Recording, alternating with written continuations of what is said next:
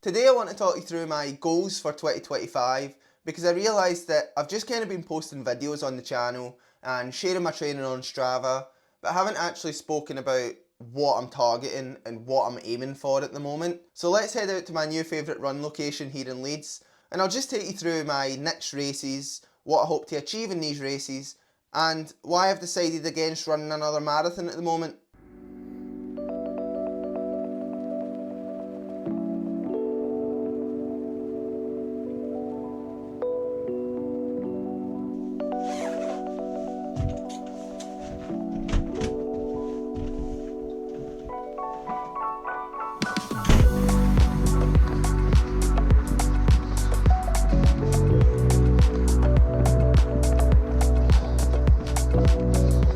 It's a cold morning here in Leeds, but the sun's out, so absolutely no complaints. I would say that the weather here is noticeably better than it is in Glasgow. Found this trail the other day, it's like just under a mile, and it's absolutely beautiful. So as I said, I want to just chat you through kind of what's been happening in the past 2 months or so since Valencia. What decisions I've made about moving forward, what I'm going to be targeting, and why I've made those decisions, because they're probably quite different decisions from what I expected to make, and quite different decisions from maybe what a lot of people expected me to make. So basically, I am not going to be running a spring marathon this year. I came off Valencia fully intending to get straight back into marathon training, targeting something like Rotterdam. I didn't really want to do London, mostly because I didn't really run well at London last year. Don't love the course, and thought Rotterdam would be a better opportunity to run quicker. But after having quite a big chat with my coach in the week after the Valencia marathon, we kind of just came to the decision that we would be rushing another marathon block. And honestly, at first, I'm not sure how on board with this decision I was, because when you come off such a big marathon like Valencia, you've ran such a big PB, all you want to do is just get back into training and do better next time. But actually, the more that we discussed it and the more we talked about the pros and cons of running an April marathon, actually the better I felt about not running one. And I really got on board with that plan. So this conversation that we had happened early December. And when we were having this conversation, I'd expected to be back at decent training and a good fitness level by the end of the month. But anyone who watched my Christmas training video and who follows me on Strava will know that that's absolutely not what happened. I really kind of struggled to get that motivation back through December. I was training, but not with any real enthusiasm, and that was just because I'd come off such a big high. And then just as things really started to come together at the end of December, I got the flu, which knocked me back another week or so. So actually there was no chance that a spring marathon was ever going to happen, because I like to approach a marathon with a really good strong 12-week block. But you have to get to the start of that 12-week block running good mileage and with good fitness. And because I had to recover from Valencia, and because I got the flu that everyone else in the world got, it was just never going to happen. I was never going to get there fit, because although you can get in really good shape in 6 weeks, I think marathon shape is quite a lot different.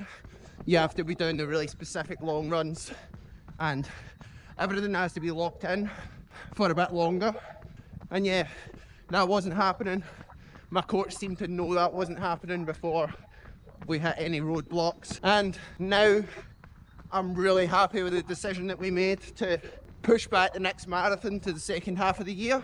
So if I'm not running a marathon, what am I actually going for? Well, later this month I'll be 29. I know, I don't look it, but anyway, I will be 29, which means I've been in the senior ranks for almost 10 years, and I've actually never won a senior Scottish title.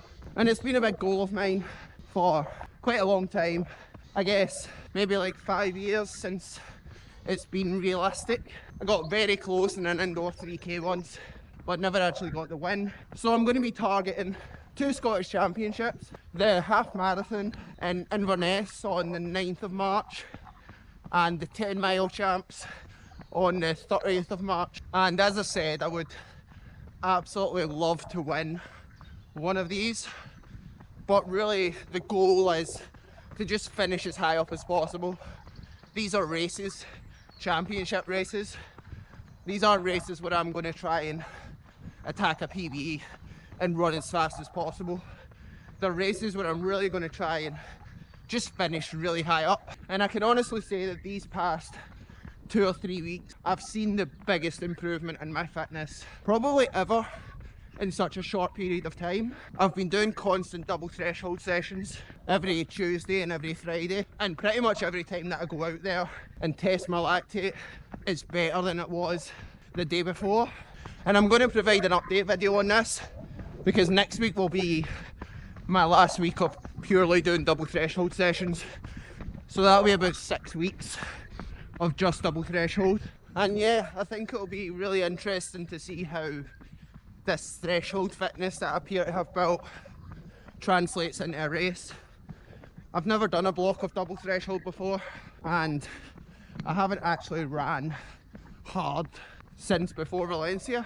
No, since the park run video, which was 2 weeks after Valencia. So we're going to find out together if it works in races and actually how I feel when I start doing harder sessions again. And yeah, hopefully just stacking these close to 100 mile weeks like I have been for the past few weeks keeps translating to fitness, and I can keep pushing on towards that autumn marathon, which seems to be fairly locked in at the moment, but I will wait a little while longer before saying anything officially. But I will be documenting my journey towards it, showing the training, showing the highs and the lows, which hopefully there aren't that many of. But I'm going to finish up this easy run now, do a couple of hill strides and chill for the rest of the day.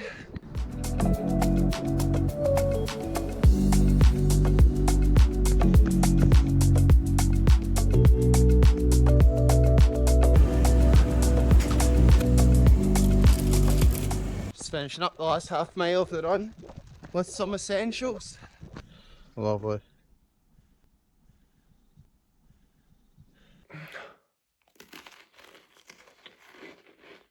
So just finished up the run, 9 miles at 7:22s. Felt pretty good, really just love that look. And now I'm going to go down and do some hill strides, which I don't think I've really spoke about on the channel before, but basically every week, once a week, I'll do 8 by 8 second hill strides.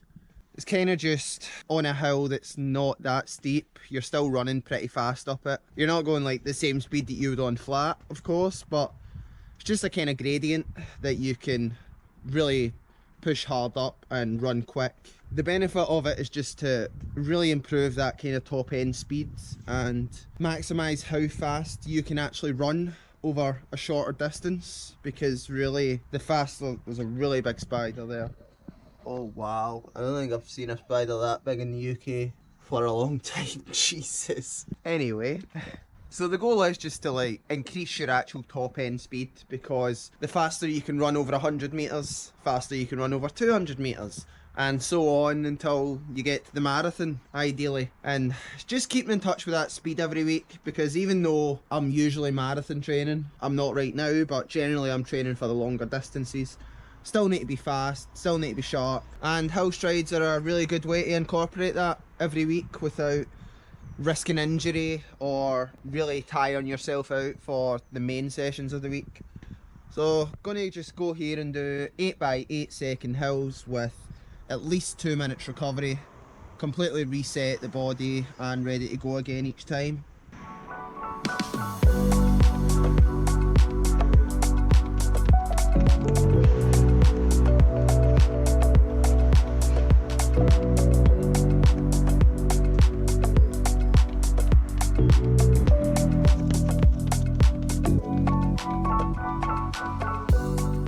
If anything, I would like this to be slightly less steep, but not that much we can do about it now. Pretty much everywhere here around the house is a steep hill, and this is the least steep of them. Anyway.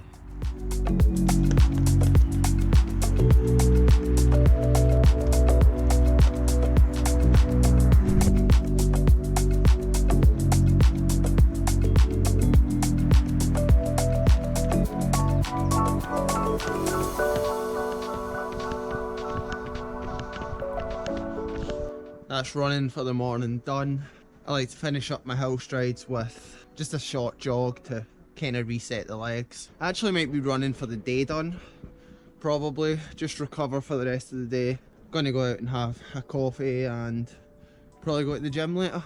But a nice easy and chill day before another double session tomorrow.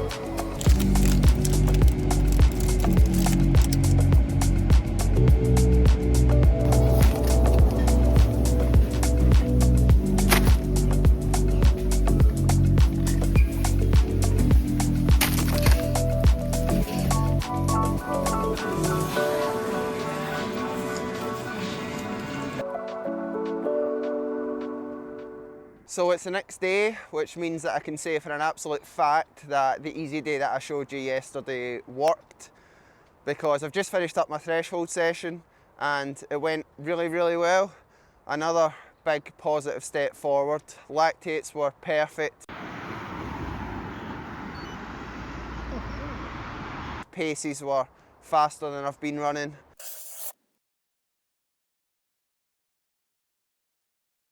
So yeah, with 4 weeks to go until racing, I'm feeling really good, really positive, really fit, and just ready to get stuck into some harder work now. So subscribe if you want to see that, follow along the journey towards racing and just getting better, and I'll see you there hopefully. Cheers.